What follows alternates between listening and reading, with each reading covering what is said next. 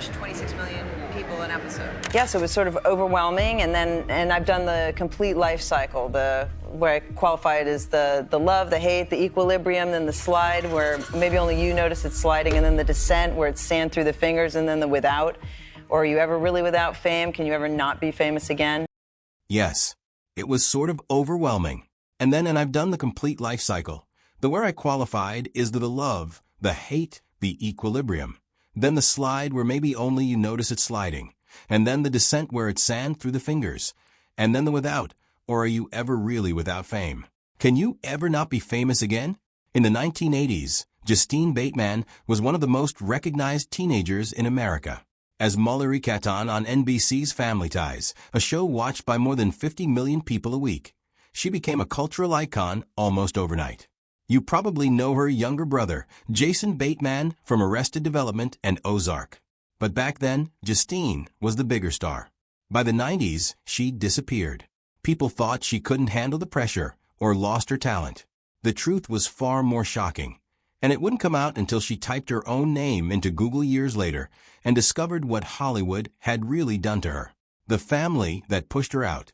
When 16-year-old Justine landed the role of Mallory Keaton on a new NBC sitcom called Family Ties, Lauren's going to come to her senses and send him packing. Then he'll be all yours again. Her family's reaction shocked her. They couldn't wait to shove her out of the house. Her dad found her an apartment. Her mom helped her pack. Her brother Jason started making architectural plans for what he'd do with her bedroom. Most 16-year-olds have to beg to stay out past curfew. Justine's parents were practically throwing her belongings onto the curb. Why? Because they'd already figured out that managing their kids' careers made them more money than actually working themselves. Justine Tanya Bateman was born on February 19, 1966 in Ree, New York. Her father, Kent, worked as a film director and producer. Her mother, Victoria Elizabeth, had been a Panama flight attendant for Malta, who grew up bouncing between Birmingham and Shrewsbury in the United Kingdom. The Batemans looked like a typical showbiz family from the outside, but something darker ran underneath. It starts, when I talked about, the types of realities that people have as foundational. When Justine's younger brother, Jason, landed a role on Little House on the Prairie at 12 years old, Kent and Victoria discovered something remarkable. They made more money managing their kids' careers than they ever did working themselves. Jason later admitted on Conan O'Brien's podcast that this created a peer relationship with their parents rather than a traditional parent-child dynamic. Translation: the parents treated their famous kids like business partners instead of children. Family Ties premiered on September 22, 1982, and exploded into a cultural phenomenon. At its peak, 55 million people watched every single week. That number is almost incomprehensible today. This is the one that counts. Hey, Short. The biggest hit shows now barely cracked 9 million viewers. With only 3 major networks and no internet to fragment audiences, fame in the 80s meant you couldn't walk down a street without being recognized. Justine earned 2 Emmy nominations in 1986 and 1987, plus a Golden Globe nod in 1986. Critics loved her. America loved her. Michael J. Fox, who played her on-screen brother, Alex, later told Emmy TV legends that Justine was amazing, fantastic, and tremendously talented. Hey, this is really scary. He noticed that after the show became huge, teenage girls named Mallory and Justine started popping up everywhere. Those names hadn't been part of the American lexicon before. Behind the scenes, 16-year-old Justine was slowly dying. The constant scrutiny of her appearance triggered eating disorders that would plague her for the next decade. She developed anorexia, bulimia, and compulsive overeating all at once. She would run from the set between takes to vomit in the bathroom. Nobody noticed. Has like smooth skin and all this, but I just think this is so much more interesting. Like if you see my face, you know what you're going to get. For 10 years, while 55 million people watched her play the lovable Mallory, she was destroying herself in secret, the prison disguised as a hit show. During the show's run, something happened that enraged Justine. Her character, Mallory, went to college on screen. Justine desperately wanted to do the same in real life. She asked the writing staff for college recommendation letters, and they gladly obliged. She started researching schools. What do you mean, man? I'm saying things that would not normally come out of my mouth. Then line producer Carol Himes sat her down in her dressing room. When Justine confirmed she was thinking about college, delivered crushing news. Well, honey, you can't go. You're under contract to Paramount Studios. Justine tried to negotiate becoming a semi-regular cast member so she could attend some classes. The answer was no. Paramount owned her time completely. Everything. They gently suggested that what Justine was doing with food looked a lot like alcoholism or drug addiction. During the show's run, something happened that enraged Justine. Her character, Mallory, went to college on screen. Justine desperately wanted to do the same in real life. She asked the writing staff for college recommendation letters, and they gladly obliged. She started researching schools. What do you mean, man? I'm saying things that would not normally come out of my mouth. Then line producer Carol Himes sat her down in her dressing room. When Justine confirmed she was thinking about college, delivered crushing news. Well, honey, you can't go. You're under contract to Paramount Studios. Justine tried to negotiate becoming a semi-regular cast member so she could attend some classes. The answer was no. Paramount owned her time completely. She had to watch her character get educated on television while being denied the same opportunity herself. The irony wasn't lost on her. She was 17 years old, playing a teenager who got to pursue dreams while she herself was trapped. That moment planted seeds of resentment that would grow for 25 years. The SNL disaster nobody talks about. In February 1988, during Saturday Night Live's 13th season, Justine hosted the show. It should have been a career highlight. Instead, it became brutal evidence that her fame came from playing one specific character really well, not from having broad comedic talent. Critics savaged her performance. Nick, I think you've been taking the sorority stuff a little too seriously. Oh, really? The episode bombed so badly that it should have been a warning sign about what would happen when family ties ended, and Justine couldn't hide behind Mallory Keaton anymore. But nobody was paying attention to warning signs. Everyone assumed her success would last forever. When Julia Roberts was her background extra in 1988, fresh off her SNL failure, Justine starred in Satisfaction, a movie about an all-girl rock band. NBC produced it specifically as a vehicle for Justine, who was still the star of their hit show. Aaron Spelling backed the project. Liam Neeson signed on as the love interest. And in the background, playing the bass guitarist, who gets engaged to her high school sweetheart, was a 19-year-old actress. In her first credited film role, Julia Roberts. Let that sink in for a second.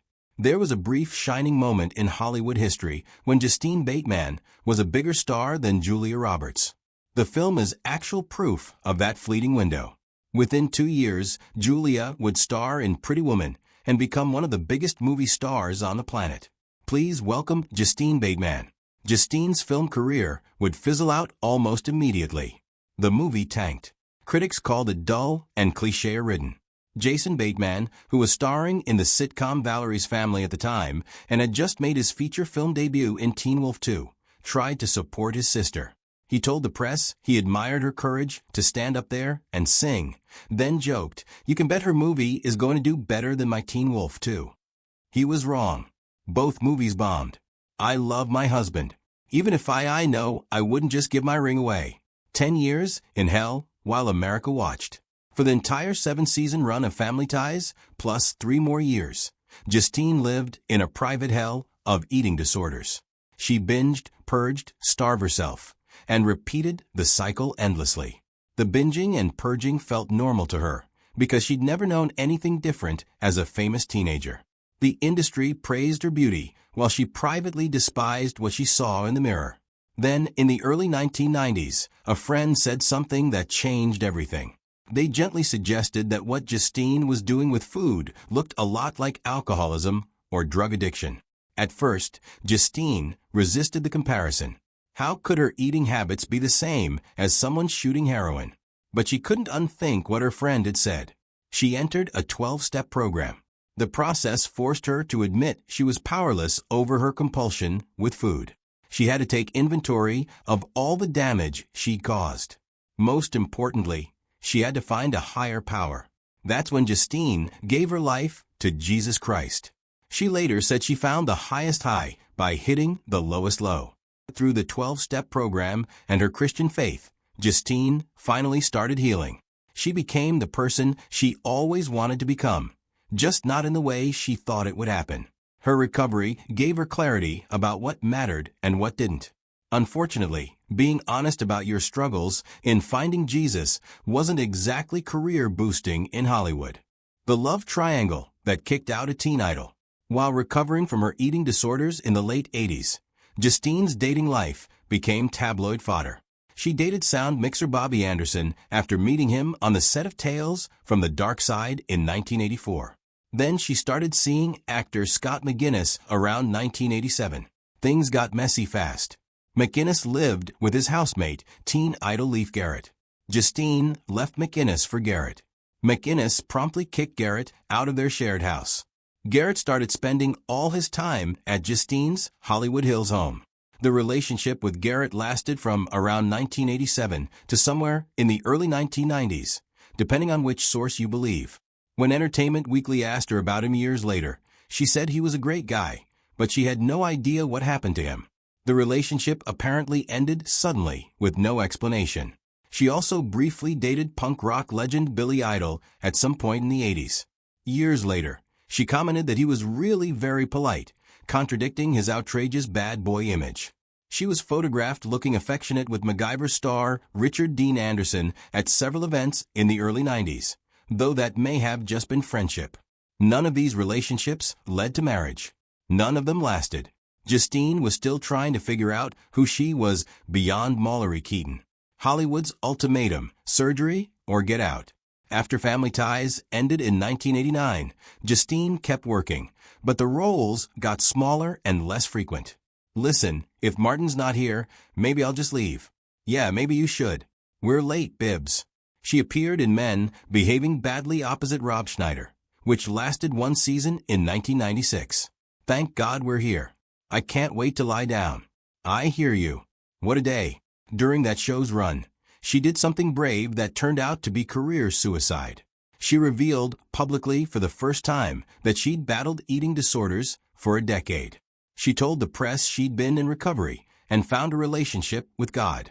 Hey guys, it's Wake Up and Get Real with Kelly Catron and Justine Bateman. Today I'm going to talk about God. The revelation should have been celebrated. Instead, it became a liability. Actresses weren't supposed to admit weakness. They weren't supposed to talk about faith. They especially weren't supposed to age naturally. Well, when you say, is there beauty in aging, aren't you really saying, do you think it's possible for other people to find aging beautiful? After Men Behaving Badly ended in 1997, the offer slowed to a trickle. By the mid-90s, Hollywood made its position crystal clear. Her agents told her that if she wanted to keep getting roles, she needed to surgically alter her face. They weren't subtle. They didn't suggest she think about it someday. They told her point blank that her career depended on going under the knife. Justine met with 3 plastic surgeons in Beverly Hills. She sat through consultations where they marked up her face like a renovation project. I went to a plastic surgeon for the cover of the book. They said, "You're a candidate for the works. Cut in on the eyes and take these bags away." And then one surgeon suggested cutting in on her eyes to create an almond shape, taking away the bags, removing extra skin from her face, doing a brow lift, possibly more. He told her she was a candidate for the works for her book called Face, written years later. She used a photo of one of those marked-up consultations as the cover image, but Justine didn't get the surgery. She walked away from all 3 surgeons. And by walking away, she effectively ended her mainstream acting career. The roles dried up almost completely. Her agents started pushing her toward reality TV or hosting gigs. The message was clear. If she wasn't going to play the game, Hollywood had no use for her. The fashion designer who quit Hollywood. By 2000, Justine had grown tired of waiting for the phone to ring. She did something radical. She let her Screen Actors Guild card lapse, which basically means she officially gave up her union membership and her legal right to work as a professional actor in Hollywood. I'm waiting. I'm sinking. I'm leaving. You got it. One more thing. She called her manager and told them she wasn't acting anymore. She meant it. She genuinely believed her acting career was over. She founded Justine Bateman Designs, a clothing company specializing in one-of-a-kind hand knits. The business sold to Saks Fifth Avenue, Bendel's in New York, and Fred Siegel. For 3 years, she poured herself into fashion design without having to perform for cameras or worry about her appearance. The business was successful enough, but it wasn't her passion. By 2003, she closed it down. But the experience taught her something crucial. She could survive without Hollywood's approval. In 2001, Justine married Mark Fluent, a real estate developer who worked for Deutsche Bank. Together, they had 2 children. Their daughter Janetta and their son Duke Kenneth Fluent arrived in June 2004. Mark provided Justine with stability in a home life that wasn't connected to Hollywood's constant judgment. For the first time in her life, she wasn't famous. Justine Bateman. She was Justine, the 46-year-old freshman who cried in her car. In fall 2012, at 46 years old, Justine did something nobody expected. She enrolled as a freshman at UCLA to study computer science and digital media management. People thought she'd lost her mind. Why would a famous actress go back to school for one of the hardest majors available? Justine had a clear vision. For years, she'd pitched ideas for digital entertainment projects that combined technology and storytelling. Industry executives kept telling her she was 4 years ahead. The technology didn't exist yet. The audience wasn't ready. Come back later. She heard that line so many times it made her want to scream. She had the script. She had the distribution plan. She had people ready to work. The only thing missing was funding. Nobody would give it to her. So, she decided to learn how to build the future herself. The adjustment to college life at 46 proved brutal. She felt like she was drowning in that first computer science class. She cried in her car after getting exams back, holding it together just long enough to reach the parking structure before losing it. She made UCLA her full-time job, showing up on campus every weekday, whether she had classes or not. She later admitted she was not gifted at coding the way she was gifted as a writer and director. She had to work her butt off for every good grade. Nothing came easy. In June 2016, Justine graduated from UCLA with her bachelor's degree at 50 years old. I just graduated from UCLA in 2016, and so I was my first effort at this was an academic version. She'd proven to herself and the world that it was never too late to completely reinvent yourself. The Google search that broke her. Sometime around 2010 or 2011, when Justine was working on her first book about fame, she needed to research something from her famous years. She opened Google and typed in her own name. The autocomplete suggestion stopped her cold. Justine Bateman looks old. She stared at the screen. She was only 41 years old at the time. She clicked through and found forums filled with strangers dissecting every line on her face. They posted photos as evidence of her aging. They suggested procedures she should get. They debated whether she'd let herself go or if she just looked tired. The viciousness of the comments shocked her. At first, Justine tried to see what they were talking about. She looked at the photos they'd posted. She couldn't understand their problem. She looked like a woman in her early 40s who'd lived a full life. But the comments pushed buttons in her she didn't know existed. She felt herself starting to wonder if they were right. And she was wrong. There were so many of them, and only one of her. Maybe they knew something she didn't. Maybe she needed to do something about her face. That thinking messed with her head for months. Then she snapped out of it. She realized what was happening. These people didn't know her.